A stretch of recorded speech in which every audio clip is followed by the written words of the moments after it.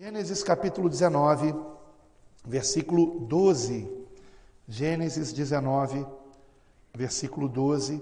Estaremos lendo por enquanto apenas até o versículo 17, mas como eu disse, incentivo vocês a ler depois, meditar em todo o capítulo 18 e 19 de Gênesis, para um melhor entendimento. Gênesis 19, versículo 12, onde está escrito: Então disseram aqueles homens a Ló: Tens alguém mais aqui?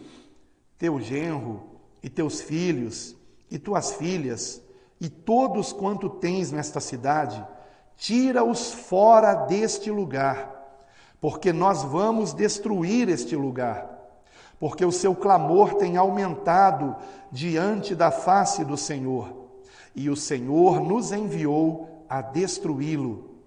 Então saiu Ló e falou a seus genros, aos que haviam de tomar as suas filhas, e disse: Levantai-vos, saí deste lugar, porque o Senhor há de destruir a cidade. Foi tido, porém, por zombador aos olhos de seus genros.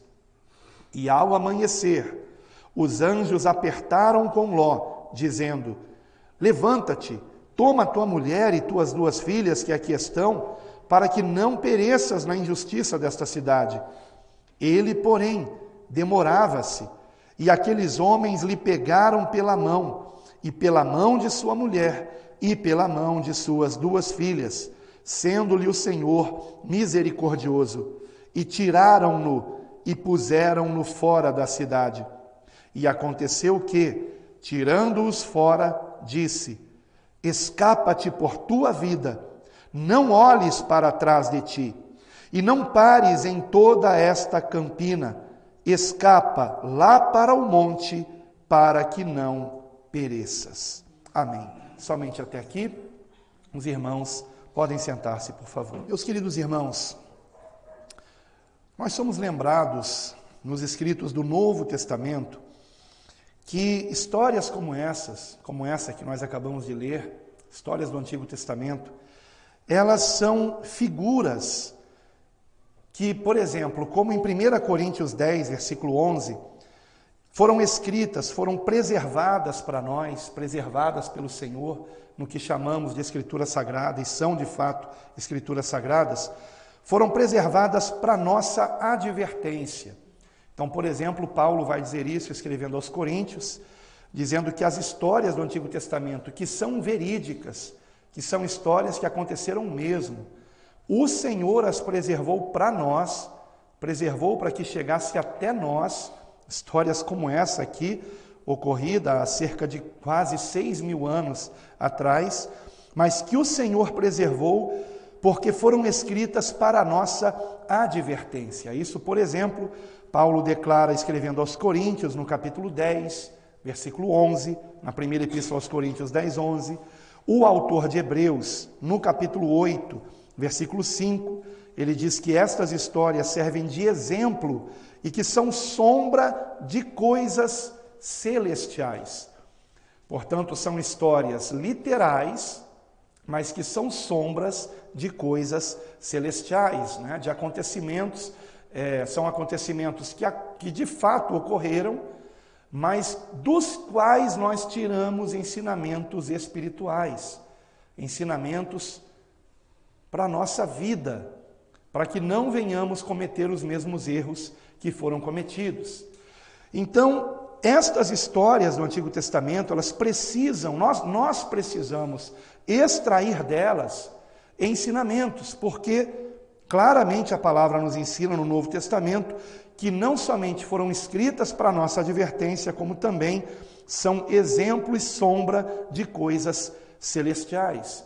E nesse texto que nós lemos, que é o trecho de uma conhecidíssima história da destruição de Sodoma e Gomorra, e o personagem aqui na história é Ló e sua esposa e duas filhas, e vocês devem se lembrar que Ló era sobrinho de Abraão, e o Senhor havia revelado a Abraão que destruiria as cidades de Sodoma e Gomorra.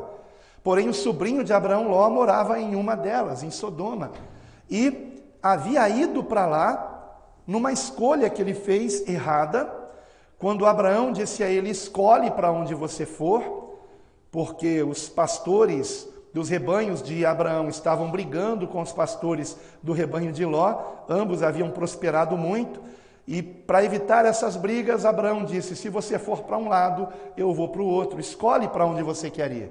E Ló escolheu segundo a aparência, ele escolheu segundo a vista, ele viu lindas campinas na direção de Sodoma e Gomorra e foi para aquela região.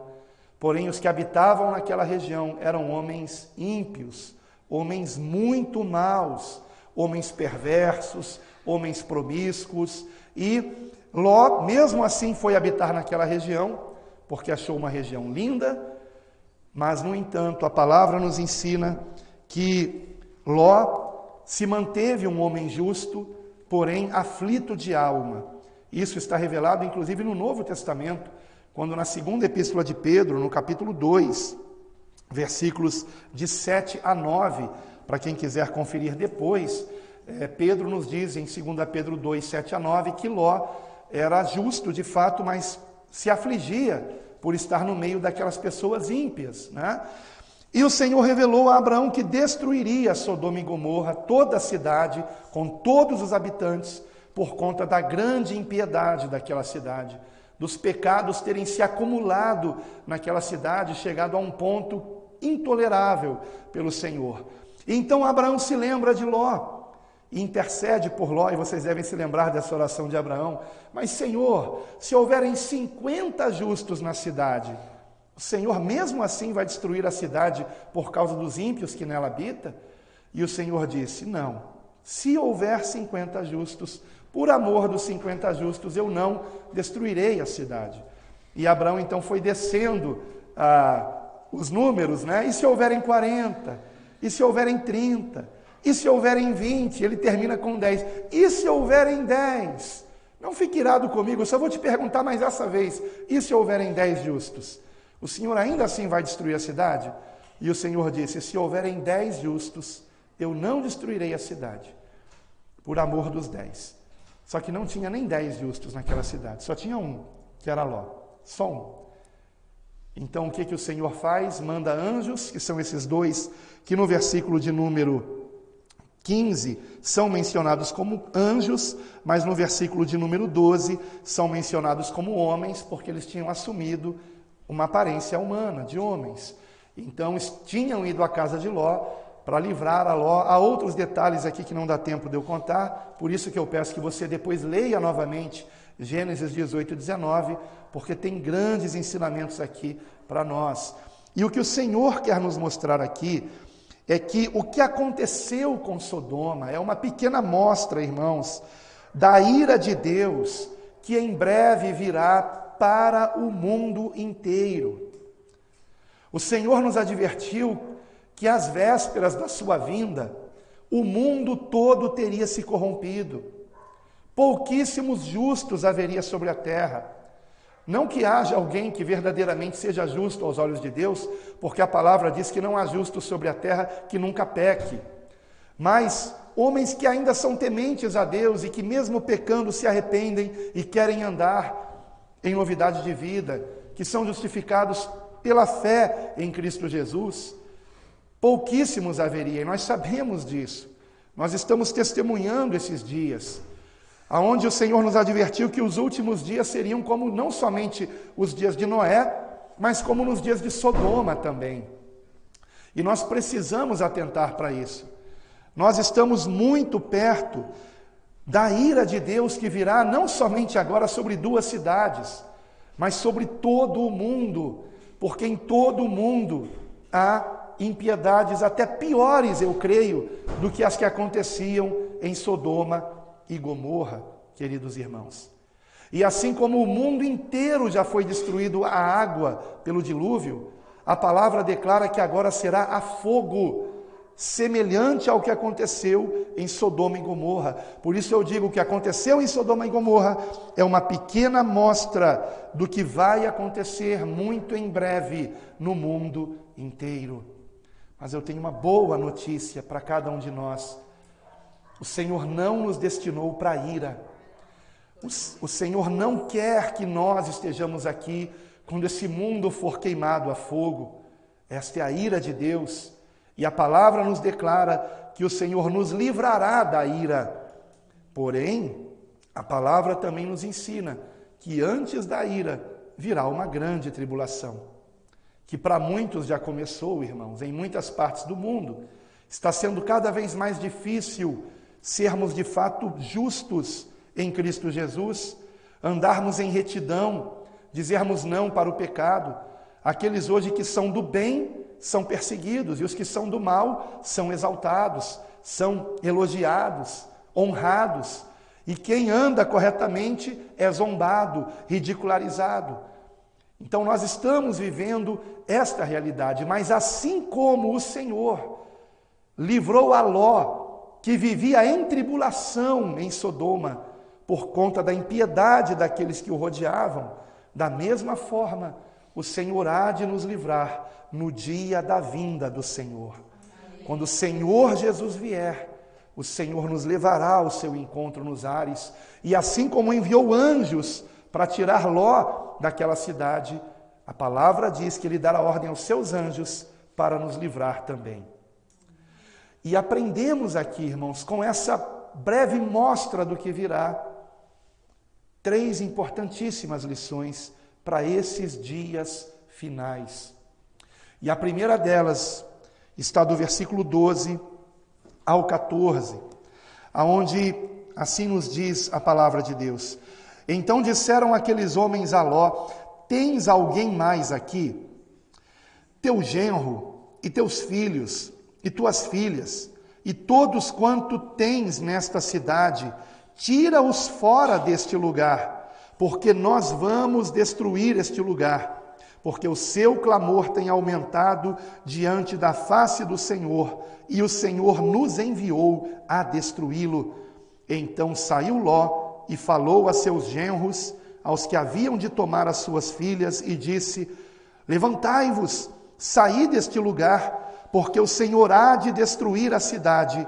Foi tido, porém, por zombador aos olhos de seus genros. O que aprendemos aqui, irmãos, é que a partir do momento em que temos a revelação do que virá, de que sabemos que aqueles que estão no pecado sofrerão terrivelmente pior, suas almas estarão condenadas para toda a eternidade. Se nós sabemos disso, nós não podemos nos calar. E esse é o primeiro ensinamento que aprendemos aqui. Nós não podemos guardar isso para nós. Não podemos ser egoístas. Temos que alertar, começando pelos nossos familiares. Os nossos familiares precisam saber não somente das coisas que já estão sobrevindo ao mundo e que foram profetizadas há milênios e que estão agora acontecendo quase que todas ao mesmo tempo, para chamar a nossa atenção a respeito do juízo que virá a esse mundo. Nós estamos às vésperas do que aconteceu no dilúvio, irmãos. Só que desta vez será muito pior ainda. Será a fogo, como diz a palavra, tudo será consumido. E o Senhor fará novos céus e nova terra, onde habitará a justiça para sempre, e nós lá habitaremos para sempre com o Senhor. Mas se realmente nós temos o Espírito Santo em nós, o Espírito Santo nos enche de amor, de compaixão, de misericórdia, para que nós não guardemos esta verdade para nós, mas venhamos compartilhar a todos quanto pudermos, começando com aqueles que amamos. Ló contou aos seus genros que estavam para se casar com suas filhas, e o resultado foi que seus genros zombaram de Ló, não lhe deram crédito, e evidentemente qualquer outra pessoa a qual Ló deu esse alerta, essa advertência, também não lhe deu crédito. Mas seja como for, que venhamos fazer a nossa parte, porque a palavra nos adverte. Se você quiser depois leia, não vou ler agora porque o tempo não permite, mas depois você pode meditar em Ezequiel capítulo 3, versículo 18 e 19, que nos adverte de que se nós estivermos vendo alguém indo para a perdição, andando em pecado, e não advertirmos essa pessoa irá perecer no seu pecado para sempre. Mas o sangue dela, e aí o texto fala o sangue, porque no Antigo Testamento sangue é chamado de vida, a vida está no sangue. Então a vida desta pessoa será requerida das nossas mãos, de nós. Isso é muito grave. Será que nós já alertamos, pelo menos os nossos familiares? Será que alertamos nossos vizinhos? Será que lembramos a eles que um dia eles vão prestar contas com Deus de suas vidas? A nossa parte temos que fazer. Em Ezequiel 3, 18 e 19 é dito a respeito do ímpio. E nos outros dois versículos, 20 e 21, é dito a respeito daquele que um dia foi justo, que andou na justiça e que depois se desviou. E é dito, a esse você também tem que advertir. A esse também. Ou seja, porque às vezes nós não falamos de Jesus para alguém que um dia já foi evangélico, porque concluímos o seguinte, ele já conhece a palavra. Não tem nada que eu diga que ele não saiba. Porém, Deus quer nos usar para que essa pessoa seja alertada mais uma vez, e talvez mais outra vez, e quem sabe na terceira vez, ela desperta e volta para o caminho do Senhor, se arrependendo de seus pecados. Portanto, não podemos deixar de compartilhar a palavra de Deus. Paulo, por exemplo, durante todo o seu ministério, levou isso muito a sério. E a prova disso é que quando ele se despede dos anciãos de Éfeso, aqueles que ele havia consagrado para pastorear as igrejas em Éfeso, Éfeso era uma grande cidade, uma das maiores cidades do Império Romano, e Éfeso, nela, Paulo ficou pelo menos por 2 anos ensinando naquela cidade. Muitas igrejas, muitas congregações se formaram ali, e para cada uma delas havia alguém responsável para o pastoreio, como aqui é o pastor Tom, por exemplo. E Paulo chama todos os pastores a Mileto, onde ele estava, para lhes dar uma instrução final. Que lindo que é esse capítulo de Atos, capítulo 20, onde Paulo dá essa instrução aos pastores, que estavam pastoreando em Éfeso, e na conclusão, nos versículos de número 26 e 27, ele declara: estou limpo do sangue de todos, porque nunca deixei de vos anunciar todo o conselho de Deus. Por que Paulo estava com a consciência tranquila? Porque ele advertiu a todos a respeito do pecado, a respeito da justiça, a respeito do juízo. O nosso papel é falar. Convencê-los disso é papel do Espírito Santo de Deus. É Ele que nos convence de pecado, da justiça e do juízo. O nosso papel é falar de Cristo. Isso Paulo fez muito bem. É um exemplo a ser seguido. Mesmo correndo riscos como ele correu, ele continuava cumprindo a sua missão. Por quê? Porque ele sabia que se ele não abrisse a sua boca, o Senhor iria requerer dele. Por isso ele dizia: ai de mim se não pregar o Evangelho. Se não pregar, e amados, por que a palavra é Evangelho, boa nova? Porque há uma má notícia. Há uma má notícia que muitos não sabem. Naquele tempo sabiam, mas hoje a cultura que dominou o mundo, a cultura do entretenimento, do conforto, faz as pessoas se esquecerem que um dia vamos morrer. E naquela época, irmãos, as pessoas morriam muito jovens.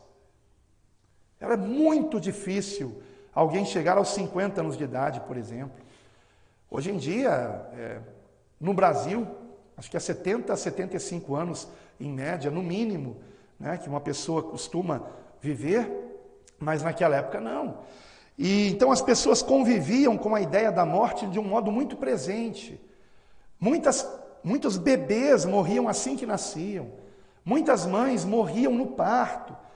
Sabe? Então a morte era algo muito constante na vida das pessoas, muito mais do que é hoje. Muito mais do que é hoje. Então havia um temor maior que hoje já não há. As pessoas hoje vivem como se não fossem morrer. Outro dia eu estava assistindo uma entrevista sobre um assunto, e uma das pessoas que estava ali naquela entrevista disse: eu tenho a esperança de que ainda vão descobrir algum medicamento que vai prolongar a minha vida até mais de 120 anos de idade. Então ele não está nem preocupado com a morte, porque ele acha que vai aparecer um elixir, né, da longevidade, e ele não vai ter que se preocupar com isso. Então, qual é a má notícia? Nós não vamos ficar aqui para sempre, irmãos. E depois da morte vem o juízo. Aos homens foi dado morrer uma só vez, e depois disso vem o juízo, nos diz a palavra de Deus claramente. O juízo. E ninguém escapa do juízo de Deus, irmãos. Ninguém. A não ser um, que nasceu sem pecado, viveu sem pecado e morreu sem pecado, Jesus Cristo, o Filho unigênito de Deus. E qual é a boa nova? A boa nova é que Deus nos amou a tal ponto que Ele deu o seu Filho unigênito, o justo, o perfeito, o santo dos santos, o Rei dos reis, o Senhor dos senhores, para que todo aquele que nele crê não pereça, mas tenha a vida eterna. Então nós temos que compartilhar essa boa nova. Olha, você vai morrer. Mas se você se converter a Jesus, como Ele mesmo disse, aquele que crê em mim, ainda que morra, viverá. Eu sou a ressurreição e a vida, disse Jesus, aquele que crê em mim, ainda que morra, viverá. Esta é a boa nova. E nós não podemos deixar de compartilhar isso com os nossos irmãos. Paulo anunciava todo o conselho de Deus. Lendo as epístolas, nós vemos isso. Hoje pela manhã, inclusive eu fiz a leitura de um desses trechos onde Paulo, ele nos adverte do pecado e nos ensina o caminho que devemos andar, como chegando aqui, eu vi o pastor Tom fazendo também, nos ensinando do comportamento que devemos ter, se somos de Cristo. E isso é algo, amados, que acontece, eu não vou dizer naturalmente, porque é obra do Espírito Santo, então é algo que acontece sobrenaturalmente em nossas vidas, desde que nós não venhamos resistir ao Espírito Santo, desde que nós não venhamos entristecer o Espírito Santo, quando Ele nos chama para meditar na palavra, quando Ele nos chama para orar, quando Ele nos chama para congregar, e nós resistimos. O Senhor está nos chamando para fazer o que é certo, para fazer o bem, a nós mesmos inclusive, ou a alguém, e nós resistimos ao Espírito Santo.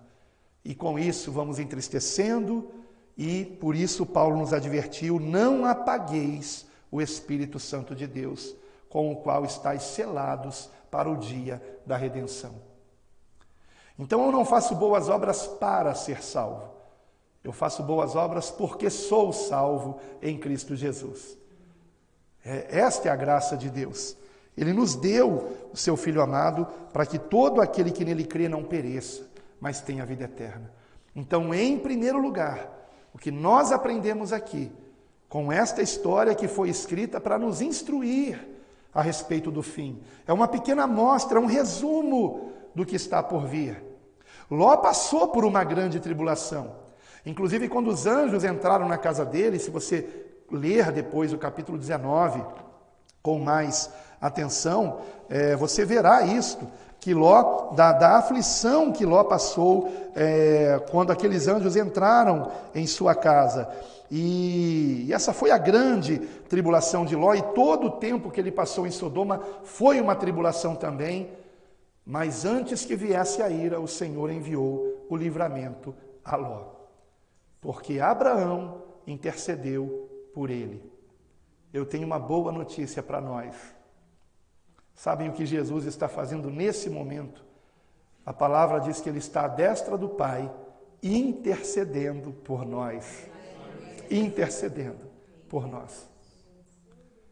E é por isso, apenas por isso, que esse mundo ainda não foi destruído. Por isso o Senhor nos chamou de sal da terra. O sal, naquela época, preservava os alimentos. numa época que não havia geladeira, muito menos freezer. O sal era usado para preservar os alimentos, as carnes, por exemplo. E nós somos o sal da terra. Esse mundo só não foi destruído ainda porque estamos salgando a terra. Mas o Senhor mesmo advertiu: se o sal se tornar insípido, para nada mais presta, senão para ser lançado fora e pisado pelos homens. Nos advertindo de que não podemos deixar de sermos cheios do Espírito Santo, de termos a luz de Cristo brilhando em nós. Em segundo lugar, no versículo 17, nós temos aqui uma advertência muito importante. Na primeira coisa que os anjos dizem para Ló, quando o tiram fora da cidade. E a frase é a seguinte: e aconteceu que, tirando-os fora, disse: escapa-te por tua vida. Guarde isso. Escapa-te por tua vida. Esse é o segundo grande ensinamento que não podemos esquecer. A salvação é individual. Individual. Eu não posso me escorar nas orações da minha esposa, nos devocionais que ela faz, na vida cristã que ela tem. Eu preciso ter vida com Deus. Eu preciso orar. Eu preciso meditar na palavra. Eu preciso buscar o Senhor de todo o meu coração. Eu preciso me arrepender dos meus pecados. Eu preciso obedecer o Senhor. Eu prestarei contas da minha vida. Da minha vida. E ela da dela. E cada um de nós de si mesmos. E nós não podemos esquecer isso. Deus é Pai de quem se converte a Jesus como seu único Senhor e Salvador. Pai, não tio, não avô. Então Deus não tem netos. Eu sou filho de Deus, mas o meu filho tem que se tornar um filho de Deus, porque Deus não tem netos. Não é porque o papai é salvo que eu estou salvo porque o meu pai é salvo. Não. Os meus filhos, Felipe e Gabriel, têm que andar em Cristo. Têm que se converter a Cristo de todo o coração e nele permanecer, para que sejam salvos. E nós não podemos esquecer disso, porque às vezes nos escoramos na salvação de um familiar e pensamos assim: se o meu marido é tão espiritual assim, eu também estou guardado pelas orações dele, estou também salvo. Não, e vice-versa. E o mesmo em relação aos filhos, aos irmãos, aos sobrinhos, aos primos, aos avós, a todos. Cada um de nós temos que nos converter a Cristo de todo o nosso coração. E foi isso que Ló ouviu daqueles anjos: escapa-te por tua vida. Por tua vida. A esposa de Ló, vocês conhecem a história, ela olhou para trás. Se nós continuássemos lendo aqui, versículos 18 em diante, nós chegaríamos nesse ponto, mas eu só não me alonguei mais porque o foco está aqui, entre o versículo 12 e o 17. Mas a esposa de Ló olhou para trás, e vocês sabem o que aconteceu. Ela pereceu na destruição da cidade, se transformando numa estátua de sal.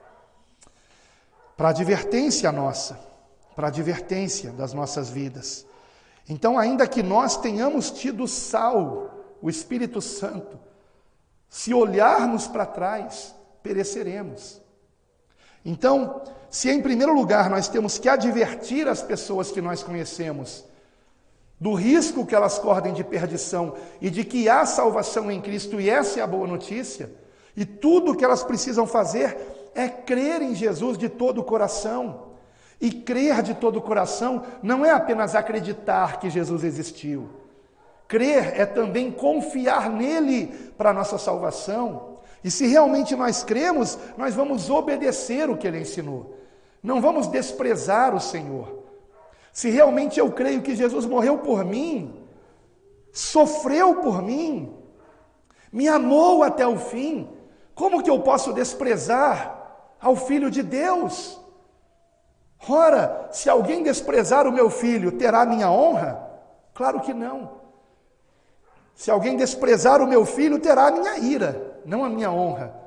E qualquer um de nós que desprezarmos o Filho de Deus, experimentaremos a ira de Deus. Por isso a palavra declara no Salmo 2, o Salmo 2 é um salmo profético que está acontecendo nos nossos dias, as nações todas se unindo contra o Senhor e o seu ungido, contra a moral judaico-cristã, contra o Antigo e o Novo Testamento, todas as nações se unindo para nos impor pautas contrárias à moral que nós seguimos e que aprendemos com Deus na sua palavra. O Salmo 2 está se cumprindo e esse salmo diz que nesse tempo do fim, o que nós temos que fazer? Beijar o filho, diz a palavra. Beijai o filho para que não se ire. Beijai o filho para que não se ire. E ao invés disso, o que estão fazendo? Zombando de Jesus.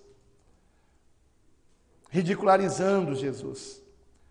Fazendo inclusive vídeos onde Jesus, por exemplo, é colocado dentro de um prostíbulo. Por exemplo, no ano passado, o colocaram num desfile de escola de samba, sendo escorraçado, né? Não é? Então, é por isso que a ira de Deus vem, irmãos. Por isso a ira de Deus vem.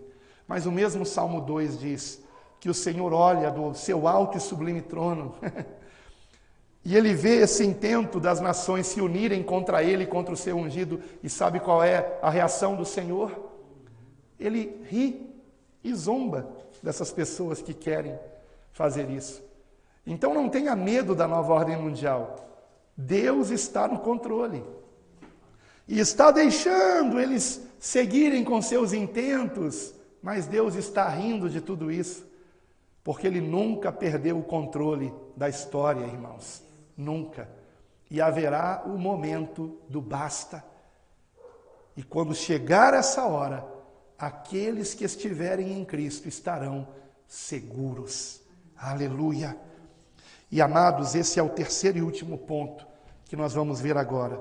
Logo após os anjos dizerem, escapa-te por tua vida, eles acrescentam, não olhes para trás de ti e não pares em toda esta campina, escapa lá para o monte para que não pereças. Queridos irmãos, se em primeiro lugar nós temos que advertir as pessoas do juízo que virá, da ira de Deus, e de que se eles morrerem no pecado, estão perdidos para sempre, mas que Jesus é a salvação. E se em segundo lugar nós temos que estar nele, nós temos que nos lembrar que a salvação é individual. Em terceiro lugar, nós nos lembramos que o nosso refúgio é Cristo, irmãos, é Cristo. Vocês se lembram que eu comecei dizendo nessa mensagem que os escritos do Antigo Testamento são histórias reais com ensinamentos espirituais. Então, quando a palavra diz aqui, escapa-te por tua vida, acabamos de ver o que significa, a salvação da alma. E quando a palavra termina no versículo 17 dizendo, escapa lá para o monte, não é que nós tenhamos que ir para a Serra da Mantiqueira, ou para qualquer outra serra que exista, para um lugar alto, para escapar do que está por vir. Irmãos, a palavra diz que o que está por vir virá no mundo inteiro. Sabem por que a grande tribulação é chamada de grande? Não é apenas por causa da intensidade. Porque tribulação intensa, vários dos nossos irmãos no mundo têm passado desde sempre, como o justo Ló, por exemplo. Mas é grande porque é no mundo inteiro e não haverá onde se esconder. Me desculpem se eu estou aqui trazendo uma má notícia para alguém. Eu cheguei a essa conclusão, irmãos, eu posso dizer para vocês, conclusão inequívoca, não há onde se esconder. Não tenho nada contra quem tem condição financeira para ter uma chácara, um sítio fora da cidade. Quanto mais ermo o local, melhor. Eu gostaria de viver assim. Eu amo a criação de Deus, a natureza, como eu gosto da natureza, é maravilhoso. O ar puro, o verde, o campo, é maravilhoso. Porém, irmãos, não há mais lugar seguro para se esconder. Não há. Em nossa igreja lá em São Gonçalo, um querido irmão comprou um local e nós fomos lá conhecer. Local bem afastado, 2h30. A gente teve que viajar para chegar lá, no meio do mato mesmo. E fomos lá, e aí tinham 2 casinhas construídas naquele local grande.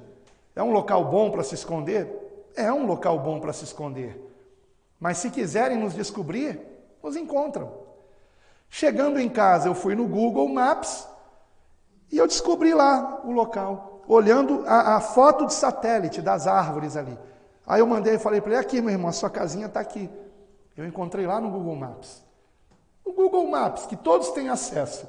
Imaginem as ferramentas, né, tecnológicas que os governantes do mundo têm, que o cidadão comum não tem acesso.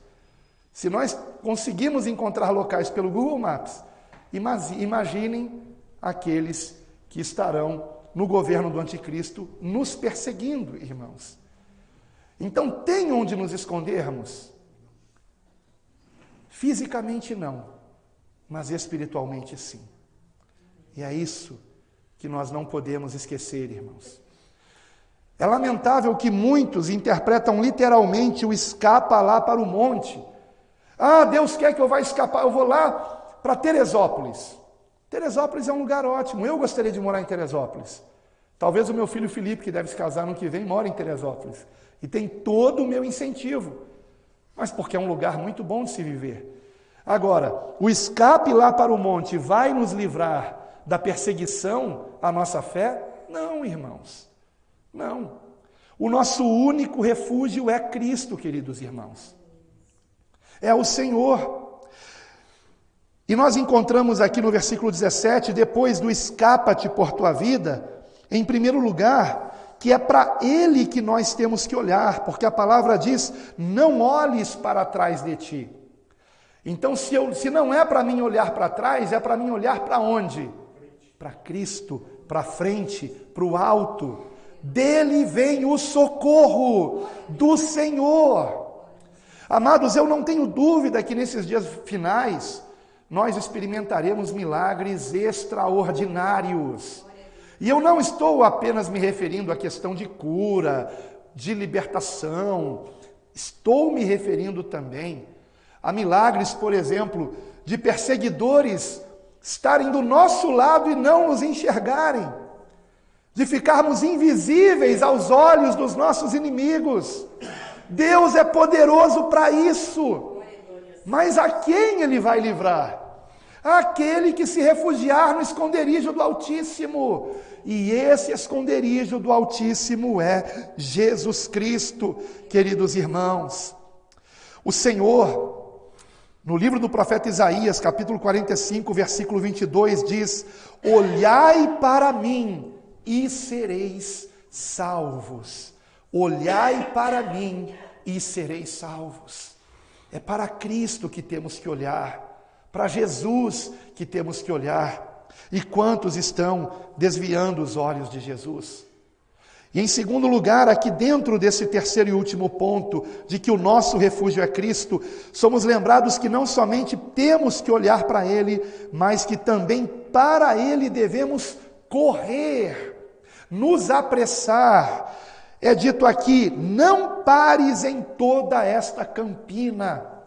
A campina era muito bonita, lembram-se que eu disse que Sodoma foi escolhida por Ló por ser um lugar lindo? Era tudo muito bonito ali, porém, Ló não podia parar. Ele tinha que correr na direção daquele monte, sem olhar para trás e sem parar por um instante sequer para descansar. Ele tinha que sair rápido, porque a destruição era iminente. E isto nos ensina algo muito importante, queridos irmãos, que eu creio que o autor de Hebreus tinha em mente, Quando ele, escrevendo aos Hebreus no capítulo 12, versículos 1 e 2, disse o seguinte, se você quiser e puder, confira comigo, por favor, Hebreus capítulo 12, versículos 1 e 2, que assim nos diz, texto muito conhecido de todos, eu sei, e que é importantíssimo para esses últimos dias, e provavelmente o autor de Hebreus, escrevendo o versículo 1 e 2, estava ali sendo guiado pelo Espírito Santo com a lembrança do que aconteceu com Ló. E ele diz, portanto, nós também, pois que estamos rodeados de uma tão grande nuvem de testemunhas, deixemos todo o embaraço e o pecado que tão de perto nos rodeia e corramos com perseverança a carreira que nos está proposta, olhando para Jesus, autor e consumador da fé. Então, que grande ensinamento aqui, que é o que temos que fazer, irmãos. Não somente olhar para Jesus, mas nos lembrarmos de que temos que correr para Ele, temos que correr para o Senhor, temos que buscar estar cada vez mais perto, cada vez mais achegados, cada vez mais íntimos do Senhor. E será que nós estamos vivendo assim, amados? Será que hoje você ama Jesus mais do que você amava há um ano atrás? Ou mesmo há um mês atrás? O seu amor por Jesus está aumentando cada vez mais? Ou está arrefecendo cada vez mais? Diminuindo na medida em que passa o tempo? Nós temos que amar cada vez mais ao Senhor. Agora, amor não é uma coisa forçada, irmãos. Como é que eu passo a amar mais o Senhor? Meditando naquilo que Ele fez por nós, conhecendo a Jesus. Por isso a palavra nos instrui, crescei na graça e conhecimento de Cristo. Por que a palavra não diz só crescei no conhecimento de Cristo? Porque a graça de Deus é que nos deu a Jesus. E quanto mais eu medito na graça de Deus, ou seja, de que mesmo eu ainda sendo pecador, o Senhor teve misericórdia de mim e me fez conhecer a salvação em Cristo, sem que eu a merecesse. Eu não mereço ser salvo. Nenhum de nós merece, irmãos. Quando alguma coisa ruim nos acontece, é exatamente isso. Aliás, é pior do que isso que a gente merece. E quando alguma coisa boa nos acontece, a gente tem que se surpreender. Uau, como Deus é misericordioso, que está me fazendo bem, mesmo eu sendo mau. Jesus mesmo disse, se vocês que são maus, chamou todo mundo de mau, sabem dar boas coisas aos vossos filhos, quanto mais o Pai Celestial dará o Espírito Santo aos que lhe pedirem. Que peçamos o Espírito Santo. Isso é o principal, irmãos. Eu digo para você que nesses últimos dias é a única coisa que a gente tem que pedir, irmãos. O Espírito Santo, porque cheios do Espírito Santo, nós temos a direção de Deus. Saberemos exatamente o que fazer, não ficaremos confusos. Eu aproveito até, se essa mensagem for para o YouTube, aproveito para pedir perdão a tantas pessoas que me escrevem, Pastor Tom, me perguntando, Pastor Alan, o que eu devo fazer? Eu devo fazer isso, eu devo fazer aquilo? São tantas, pastor, que não dá nem para responder. E por isso, constantemente, nas pregações, eu preciso dizer isso. Sejam cheios do Espírito Santo, porque o Espírito Santo dirá o que nós temos que fazer. Dará direção a cada um individualmente. Pode ser que para alguém ele diga, saia da cidade grande, vá para um tal lugar e vai direcionar tudo, pastor. Ele vai direcionar tudo. Deus dá a direção. Como eu gostaria de sair de São Gonçalo, irmão, São Gonçalo é a cidade mais violenta do estado do Rio de Janeiro. Se você colocar notícias de São Gonçalo na busca da internet, só vai aparecer coisa ruim. Toda semana da nossa casa a gente escuta barulho de tiros, por exemplo. Escutávamos até muito mais. Ultimamente a gente está até estranhando, que está cada vez diminuindo, mas voltou novamente. Teve um tempo que ficou bem tranquilo. Acho que enquanto estavam recebendo o auxílio emergencial, né? Aí o auxílio está acabando, aí estão dando uns tirinhos de novo. Eu queria sair de São Gonçalo, mas o Senhor não permitiu. Não permitiu. Não foi a vontade do Senhor, pelo menos ainda. E eu não quero dar um passo sem a direção de Deus. Porque uma coisa eu descobri, irmãos. O único lugar seguro que existe, o único lugar realmente seguro que existe é o centro da vontade de Deus. Deus não tem compromisso comigo e com você. Deus tem compromisso com a sua palavra. E se nós estamos obedecendo à direção de Deus, então Deus vai nos guardar, porque estamos compromissados com a palavra dele. Aleluia!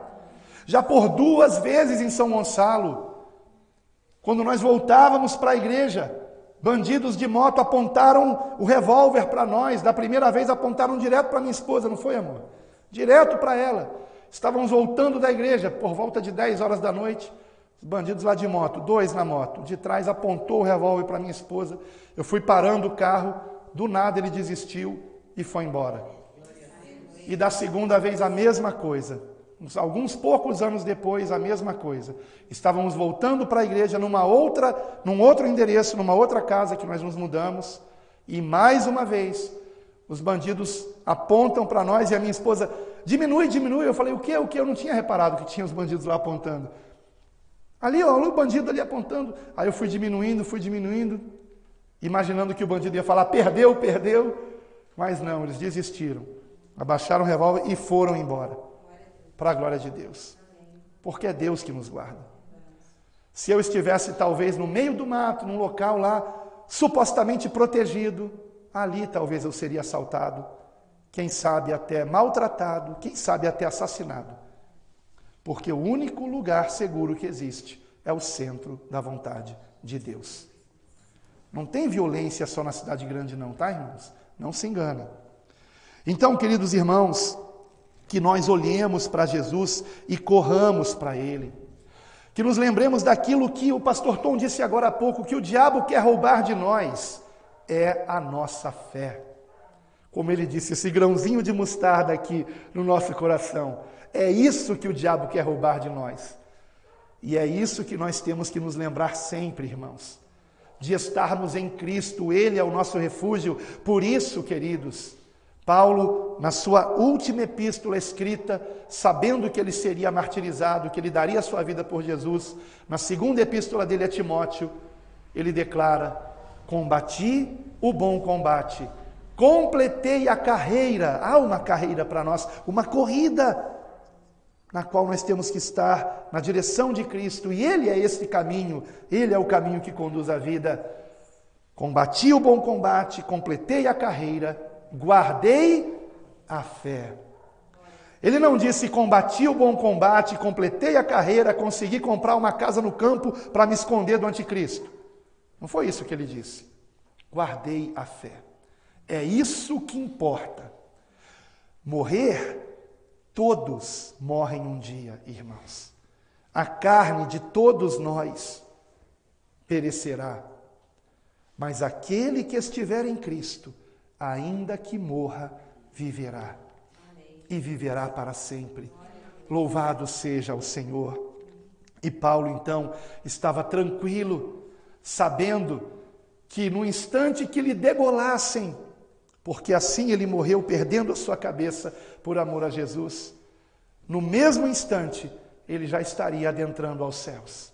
Lembram-se de Estevão? Como é que você imagina Estevão sendo apedrejado? Eu não imagino que ele estivesse com um olhar de dor, de medo, não, de tristeza. Não consigo imaginar Estevão assim. Porque quando Estevão estava sendo apedrejado, ele disse, eis que vejo os céus abertos, e o Filho de Deus, e o Filho do homem à destra do Pai, ou seja, Jesus Cristo à destra do Pai, de Deus. Ele teve aquela visão celestial, e eu tenho certeza que ali ele já não sentia mais dor nenhuma, ele já estava anestesiado e a sua face sorria porque ele contemplava o Senhor. E a palavra diz que, Estevão disse que viu o Senhor de pé à destra do Pai, de pé, honrando a morte de Estevão. Não há modo mais honroso de se partir desse mundo do que dando a nossa vida pelo Senhor. Não tenha medo, confie nele. Eu tenho certeza dessa anestesia celestial para todos aqueles que amam o Senhor e que estão dispostos a dar a sua vida por Ele. Não tenham medo dos que nos perseguem, do que está por vir. Ficará pior. Da última vez que eu estive aqui eu disse isso, lembra, pastor? Tem uma notícia para dar a vocês, vai ficar pior. Lembram disso que eu falei? E já está ficando, não é? Cada vez mais estreito, cada vez mais difícil. Mas confiemos no Senhor. Confiemos nele. E finalmente, depois de dizer, não olhes para trás de ti, não pares em toda esta campina, ele acrescenta, escapa lá para o monte, para que não pereças. E eu quero enfatizar, queridos irmãos, que as promessas do Salmo 91 não são para quem tem um refúgio no campo, não são para quem está no alto de uma serra, não são para quem cavou um bunker para se esconder.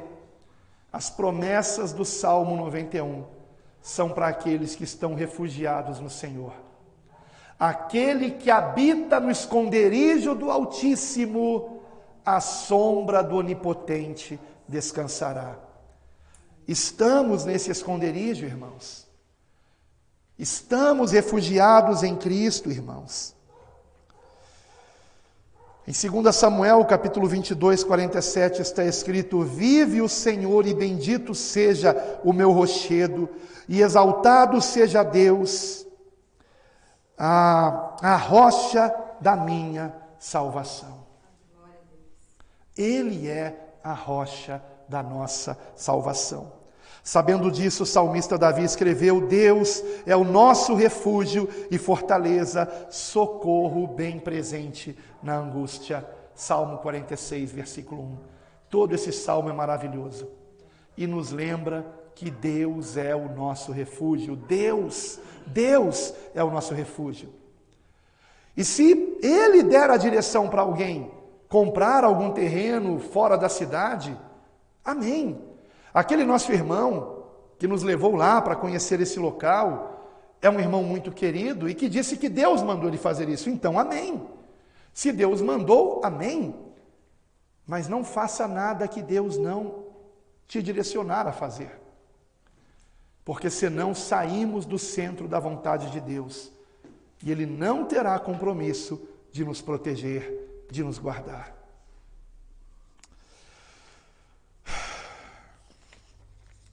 E eu quero encerrar aqui, irmãos, com apenas mais 3 leituras rápidas. E a última eu queria que vocês fizessem comigo. Para nos lembrar de que o Senhor é o nosso refúgio. Eu quero ler só 2 passagens de Provérbios. Provérbios, capítulo 11. Agora eu estou até com dificuldade de entender a minha letra. Eu acho que é 14. 14, 6.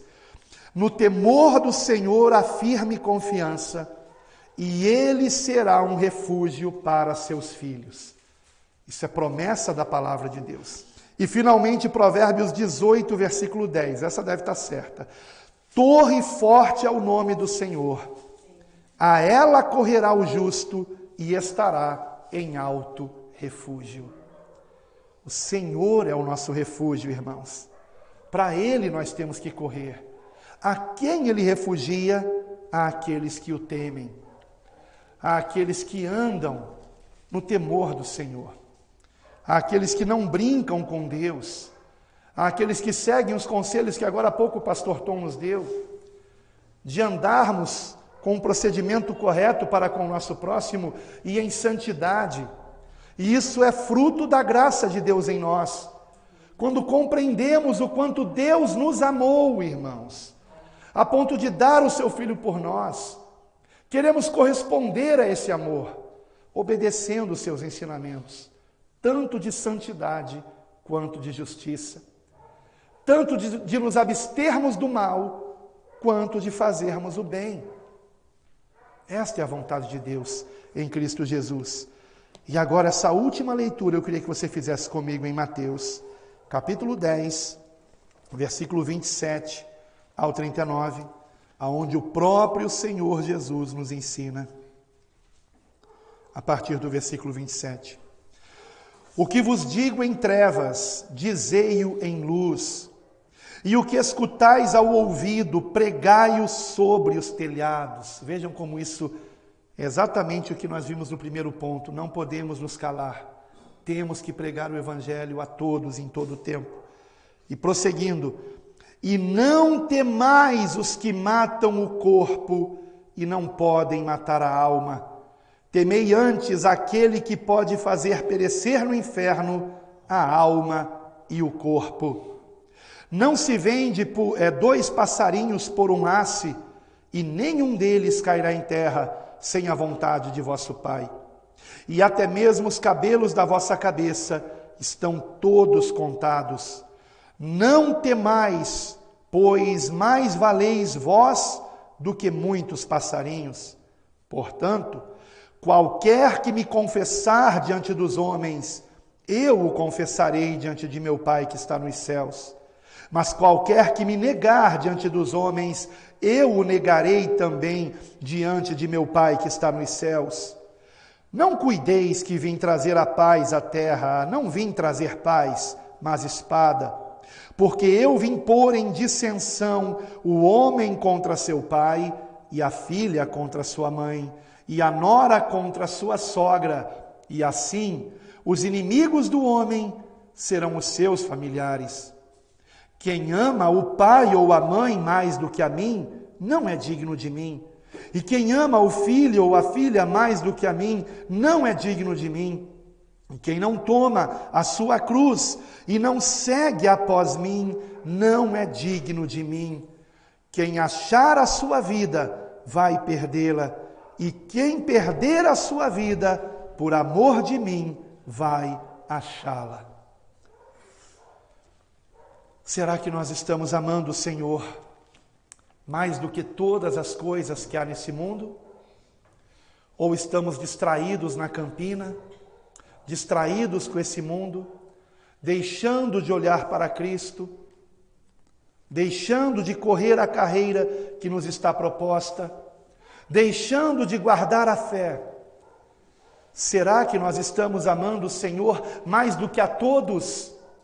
Mais até do que nossos familiares? E amar a Deus mais do que aos familiares não significa abandonar os nossos familiares para nos escondermos no meio do mato, deixando de ter amor por aqueles a quem Jesus deu também a sua vida. Amar os familiares mais do que a nós mesmos, amar o Senhor mais do que amamos os familiares, melhor dizendo, significa que não podemos deixar de pregar o Evangelho para eles. Mesmo que isso os aborreça, nós não participarmos do que eles fazem de errado. E por amarmos o Senhor, dizemos não para o nosso pai, para a nossa mãe, para um filho que amamos, dizemos não, porque aquilo que eles estão querendo fazer e querendo que façamos com eles é errado, é pecado, e não podemos nos calar. É disso que o Senhor está falando. Isso é amar a Jesus mais do que amamos os nossos familiares. E finalmente, será que nós amamos ao Senhor mais do que amamos a nós mesmos? Mais do que amamos a nossa pele? Porque muitos querem salvar a sua pele, é só isso que querem. Salvar a sua pele, é só isso que querem. Não querem dar a sua vida pelo Senhor. Não querem ter a honra de ser mártires, como Estevão, como Tiago, e depois como Pedro, como Paulo, Policarpo e tantos outros ao longo da história cristã. Não querem ter a honra de dar a sua vida por Jesus. de pregar até o último instante perante as autoridades. Que o Senhor nos dê a oportunidade de pregar perante as autoridades, ainda que não se convertam. Como Ló, que pregou para os seus genros e não se converteram, mas nós fizemos a nossa parte. E já que nós estamos em Mateus, vamos para o capítulo 24, por favor. Porque é isto que nos está reservado. Queridos irmãos, Mateus 24, versículo 9. Nós ainda estamos no princípio das dores, irmãos, do versículo 8. E a partir do versículo 9 começa a grande tribulação. Então vos hão de entregar para serdes atormentados. Aqui no grego original é atribulados. E matar-vos-ão. E sereis odiados de todas as nações por causa do meu nome. Por isso, irmãos, é grande tribulação, porque todas as nações odiarão aqueles que amam a Jesus. Você está se preparando para isso? Para você não negar o Senhor, porque esse tem que ser o nosso foco, nos prepararmos, não apenas psicologicamente, emocionalmente, mas sobretudo espiritualmente. Se alguém tem condições de sair da cidade, Deus está orientando isso, que o faça. Mas o principal, irmãos, é entendermos que mais cedo ou mais tarde, onde quer que estejamos, seremos encontrados. E irão querer que neguemos o Senhor. Nós não somos melhores que os primeiros cristãos, amados, do livro de Atos. Não somos melhores que Estevão, que foi o primeiro mártir. Muito menos melhores que Pedro e Paulo, que também morreram por amor a Cristo.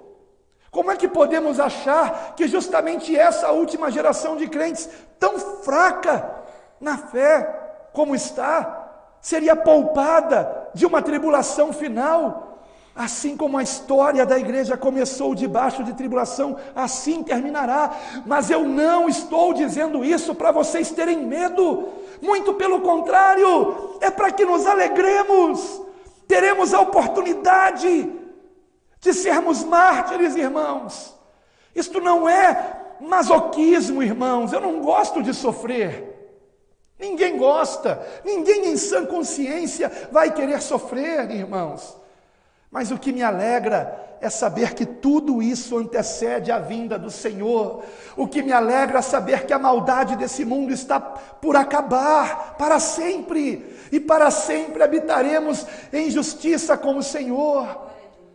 Com um corpo glorioso, que não mais será tentado ao pecado, que não mais sofrerá, não haverá mais dor, não haverá mais morte, não haverá mais lágrima.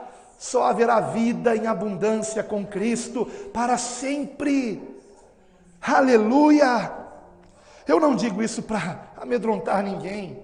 E eu não estou aqui dando data para nada, irmãos. O que eu digo aqui pode tanto acontecer daqui a um mês, quanto daqui a um ano, quanto daqui a 10 anos. Deus é que sabe, queridos irmãos.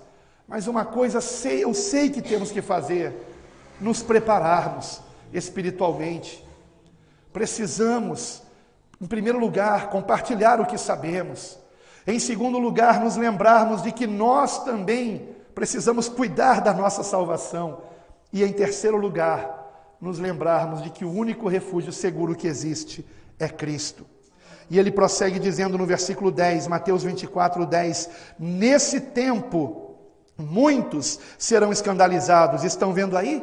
Escandalizados significam tropeçarão. Abandonarão a fé, é a grande apostasia. Nesse tempo muitos serão escandalizados e trair-se-ão uns aos outros, e uns aos outros se odiarão. E surgirão muitos falsos profetas e enganarão a muitos. E por se multiplicar a iniquidade, o amor de muitos esfriará. Tome cuidado com isso, irmãos. Que o teu amor não se esfrie, queridos irmãos. Cuidado para você não perder o amor pelo teu semelhante, por quem Jesus também deu sua vida.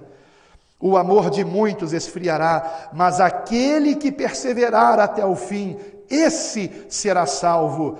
E este evangelho do reino será pregado em todo o mundo, em testemunho. Essa palavra testemunho, a raiz dela é mártir. São pessoas que estão dando a vida por amor a Cristo, pregando o evangelho, mesmo morrendo por amor a Cristo. Pregarão o evangelho em testemunho a todas as nações, e então virá o fim. Que nós estejamos entre estes, irmãos, pregando o evangelho até o fim, e não querendo salvar a sua pele, porque aquele que quiser salvar a sua vida, vai perdê-la. Mas aquele que estiver disposto a perder a sua vida por amor a Jesus, vai encontrá-la na eternidade com Deus. Louvado seja o Senhor. Quero convidar você a orar junto comigo nessa hora.